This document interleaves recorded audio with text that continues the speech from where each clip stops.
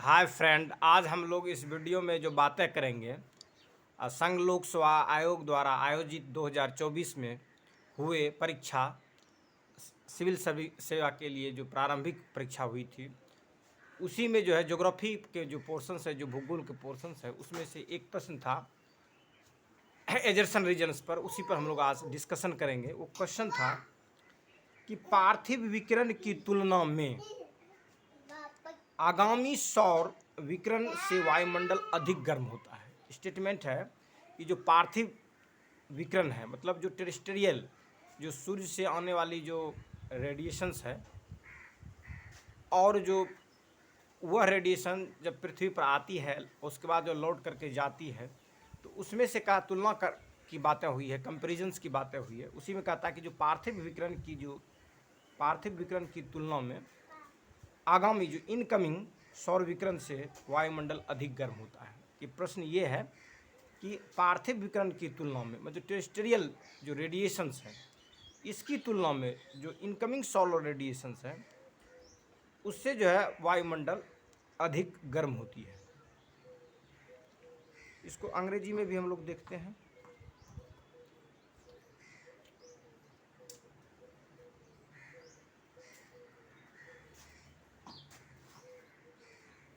English में जो statement है, कहता है the atmosphere is heated more by incoming solar radiations than by terrestrial radiations. जो सूर्य से आने वाली जो किरणें हैं, उस किरणों के द्वारा जो है ज़्यादा पृथ्वी जो होती है गर्म होती है, कंपेयर टू पृथ्वी से जो लौट करके जाने वाली विकिरण होती है उसके। ये स्टेटमेंट है, और इस स्टेटमेंट को जो है वैलिडेट करना है कि सही है कि गलत है।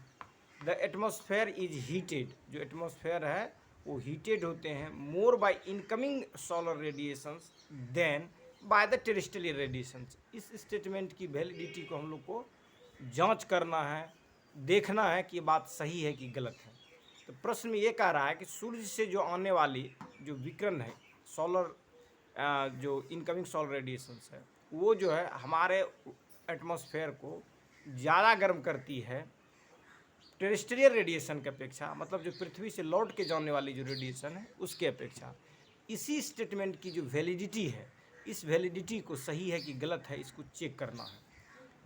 और दूसरा जो स्टेटमेंट है इसी में कि carbon dioxide and other green house gases in the atmosphere are good absorber of long wave radiation. कि जो कार्बन डाइऑक्साइड गैस है और जो अदर ग्रीन हाउस गैसेस है, वह जो है हमारे एटमॉस्फेयर में, वायुमंडल में जो ग्लोबल वार्मिंग के लिए या हीट को एब्जॉर्वेशंस करने के लिए या ग्रीन हाउस इफेक्ट पैदा करने के लिए ये गुड एब्जॉर्बर है। जो पृथ्वी से लौट करके जो वेव जाती है टेरेस्ट्रियल रेडिएशंस, वो लॉन्ग वेव के रूप में होती है, या उसको कह सकते हैं हम लोग दीर्घ अनुदैर्घ्य के रूप में होती है, दीर्घ तरंग के रूप में होती है, दीर्घ तरंग के रूप में, लॉन्ग वेव के रूप में होती है। तो ये इस बात का जो है रीजन्स है। ये दोनों को कंपेरिजन करके देखना कि हमारा ऑप्शंस कौन सा बनता है। तो मेन जो मुद्दा है वो मुद्दा पहला है कि जो सोलर रेडिएशंस जो इनकमिंग है, और वही रेडिएशन जब पृथ्वी पर आ जाता है तो पृथ्वी पर टकराने के बाद, फॉल्स होने के बाद जब वो बैक टू बाउंस होता है, तब उसके द्वारा जो वार्मिंग पैदा किया जाए, उसके द्वारा जो एटमॉस्फेयर को हीट किया जाता है, दोनों के बीच में कंपेरिजन्स करना, ये है एक्चुअल में क्वेश्चंस को समझने की चीज़ है। जैसा कि हम लोग जानते हैं कि जो हमारा जो वायुमंडल है, वायुमंडल या हमारे जो एटमॉस्फेयर है, वो एक गैसियस लेयर है हमारे अर्थ के चारों तरफ। A gaseous layer around our earth is called atmosphere. तो ये गैसियस लेयर जो है, इसमें डिफरेंट स्ट्रक्चर्स में, डिफरेंट लेयर्स में जो है इसका मैंने स्ट्रेटिफिकेशंस किया गया है या इसको वर्गीकृत किया गया है, और इसकी जो कंपोजिशंस है वो भी डिफरेंट है, जिसमें कि जो सबसे ज़्यादा मात्रा में जो हमारे वायुमंडल में है वो नाइट्रोजन है। उसके बाद फिर जो है अन्य गैसें जैसे ऑक्सीजन है और अन्य गैसें हैं। तो एक्चुअल में जो ग्लोबल वार्मिंग के लिए जो जिम्मेदार है, जिससे कि हमारी जो पृथ्वी जो गर्म होती है, और ये गर्म 1 घंटा 2 घंटा की बातें नहीं है, ये गर्म जो पृथ्वी को अपनी गर्माहट में मेंटेन करके रखती है। तो उसमें जैसा कि हम लोग जानते हैं कि जो सूरज से आने वाली जो किरणें हैं, जो सन से जो आने वाली रेज है, वह रेज जो आती है सूर्य से, वह अल्ट्रावायलेट रेज के रूप में आती है, लाइट ऑफ विजन्स के रूप में आती है, इंफ्रारेड के रूप में आती है, या और भी जो बड़े वेवलेंथ वाले जो है उस रेडिएशंस में हमारे पृथ्वी पर सूर्य से आने वाली किरण या रेडिएशंस पहुंचती है। अब ये जो रेडिएशन जो है इसमें से जो अल्ट्रावायलेट रेडिएशंस है, जिसको हम लोग कहते हैं ऐसा रेडिएशंस जिसका वायलेट जो वेवलेंथ हो उससे कम वेवलेंथ वाला, मतलब जो लाइट का जो आप विजन्स ऑफ लाइट्स जो है उसमें जो 7 हम लोग कलर्स पढ़ते हैं जिसको विग्योर कहते हैं, वायलेट टू रेड।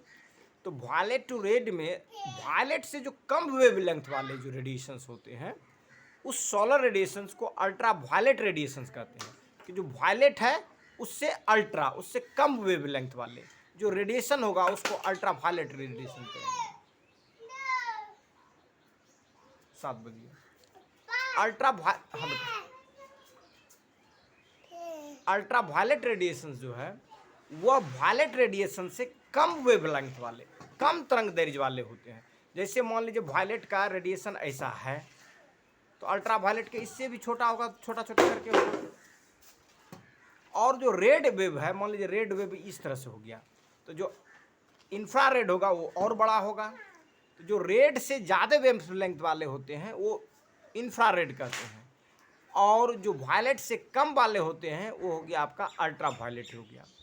तो जो अल्ट्रा वायलेट रेडिएशंस होते हैं, जो वायलेट से कम वेवलेंथ वाले रेडिएशंस होते हैं, इस रेडिएशंस को हमारे एटमॉस्फेयर के चारों तरफ या हमारे अर्थ के चारों तरफ जो एटमॉस्फेयर है और उस एटमॉस्फेयर में जो ओजोन लेयर है, और इस ओजोन लेयर के द्वारा जो अल्ट्रा वायलेट रेडिएशंस होते हैं इसकी ऑब्जर्वेशन की जाती है, या यह एक तरह से सेफ्टी के रूप में, कंबल के रूप में पृथ्वी के लिए काम करती है, उस रेडिएशन से हमारे पृथ्वी को बचाती है। तो ये तो हो गया कि अल्ट्रा वायलेट रेडिएशंस को हमारे पृथ्वी क्या करती, पृथ्वी के में मौजूद जो ओजोन लेयर है, ये ओजोन लेयर हमारे पृथ्वी को प्रोटेक्ट करती है अल्ट्रा वायलेट रेडिएशन से। अब रही बात लाइट ऑफ विजन्स की, जो लाइट ऑफ विजन्स है जिसको दृश्य प्रकाश कहते हैं, इस प्रकाश के माध्यम से जो हम लोग किसी वस्तु को देखते हैं, तो जो लाइट ऑफ विजन्स जो ह्यूमन्स बींग्स के लिए है वह है वायलेट टू रेड है। और इसी वेवलेंथ के जो लाइट्स है इसका हम लोग परसीव करते हैं अपने आइज़ के द्वारा, और हम लोग विजन्स का जो एहसास करते हैं। और इंफ्रारेड जो होता है, ये इंफ्रारेड रेडिएशन जो है ये वार्मिंग रेडिएशंस होते हैं, ये गर्म करने वाले रेडिएशंस होते हैं। लेकिन जब सूर्य से रेडिएशन जब पृथ्वी तक पहुंच जाती है तो पहुंचने के बाद इसकी जो भी वेवलेंथ हो, ये जो वेवलेंथ इसकी जो भी रहती है वे वेवलेंथ बढ़ जाते हैं। अगर मान लीजिए किसी का वेवलेंथ 0.01 मीटर है तो इसकी जो रेडिएशंस होगी 0.01 से वेवलेंथ जो होगी इस रेडिएशन का जब पृथ्वी से वापस लौटने लगेगी 0.1 से कुछ ज़्यादा हो जाएगा, बढ़ जाएगा इसका। तो जो रेडिएशंस है ये बढ़ जाते हैं, ये वेवलेंथ जो है ये बढ़ जाते हैं। कब बढ़ते हैं? जब यह सन से आकर के पृथ्वी के एटमॉस्फेयर में घुस करके उसके बाद जब पृथ्वी की सतह पर चले जाते हैं और पृथ्वी की सतह से जब लौट करके फिर वापस वायुमंडल में जाते हैं या हमारे कॉस्मोस में जब जाने लगते हैं, तो वैसे परिस्थिति में लौटते वक्त इसकी जो स्वभाव है, जो इसका वेव का जो नेचर्स था, इसकी जो तरंग का स्वभाव था, वह अगर शॉर्ट वेव में था तो लॉन्ग वेव में कन्वर्ट हो गया। जो भी उसका वेव था उस वेव के लेंथ में बढ़ोतरी हो गई। तो जो लौटने वाली जो किरण होती है सूर्य पर पृथ्वी से टकराने के बाद सूरज की वो किरणें वो ज़्यादा जो है तरंग दैर्ध्य की हो जाती है, ज़्यादा वेवलेंथ की हो जाती है, और ज़्यादा वेवलेंथ के कारण जो है हमारे जो एटमॉस्फेयर में मौजूद जो कार्बन डाइऑक्साइड गैस है, जो मीथेन गैस है, जो वाटर वेपर है, जो ये सभी जो गैसेस है, ये सभी गैसेस जो है क्या करती है, ये सभी गैसेस जो है ये लॉन्ग वेव रेडिएशंस, जिसको हम लोग टेरेस्ट्रियल वेव रेडिएशंस भी कहेंगे, जिसको हम लोग पार्थिव किरण भी कहेंगे, ये हमारे वायुमंडल से एस्केप करके बाहर नहीं जा पाती है, इसको रोक लेती है। ये जो मीथेन गैस है, ये जो कार्बन डाइऑक्साइड गैस है, तो मेनली जो कार्बन डाइऑक्साइड जो गैस होती है इसको ग्लोबल वार्मिंग गैस कहते हैं, लेकिन और भी एक्सिलरी इसके काउजेज है, जैसे आपका हो गया मीथेन गैसेस हो गया, वाटर वेपर हो गया, ये सब भी कंट्रीब्यूट करते हैं ग्लोबल वार्मिंग के लिए। लेकिन मेजर जो है जिसको हम लोग जानते हैं वो कार्बन डाइऑक्साइड जो मेजर रिस्पॉन्सिबल है ग्लोबल वार्मिंग के लिए। तो ये जो लेयर है गैसेस का, या जो ये गैसेस जो है, ये गैसेस जो है इस रेडिएशन को, जो लॉन्ग वेव रेडिएशन जो पृथ्वी से टकराने के बाद बैक बाउंस हो रही थी रेडिएशन, उस रेडिएशंस को जाने नहीं देती है। तो ये लॉन्ग वेव के कारण ही जो हमारी वायुमंडल है वो गर्म रहती है। तो यह तो बात जो है वैलिडिटी, यह जो स्टेटमेंट जो पूछा गया था एग्जाम में 2024 के एग्जाम में, कि जो सूर्य से आने वाली जो विकिरण है वह ज़्यादा गर्म करती है हमारी पृथ्वी को कंपेयर टू जो टेरेस्ट्रियल रेडिएशंस है उसके अपेक्षा। ये गलत हो गई, क्योंकि जो टेरेस्ट्रियल रेडिएशंस है, जो पार्थिव किरणें हैं, वही जो है हमारे वायुमंडल को गर्म रखती है, वार्म रखती है, तो ज़्यादा वार्म करती है। इसका मतलब जो स्टेटमेंट है वह वैलिड नहीं है, वह असत्य है। और दूसरा जो स्टेटमेंट इसमें जो दिया गया है वो ये है कि carbon dioxides and other gases in the atmospheres are good absorber of long wave radiation. जो कार्बन डाइऑक्साइड गैस है वह है क्या है, वह जो है लॉन्ग वेव रेडिएशंस के गुड एब्जॉर्बर्स है। ये बातें सही है, परंतु जो स्टेटमेंट है वो सही नहीं है।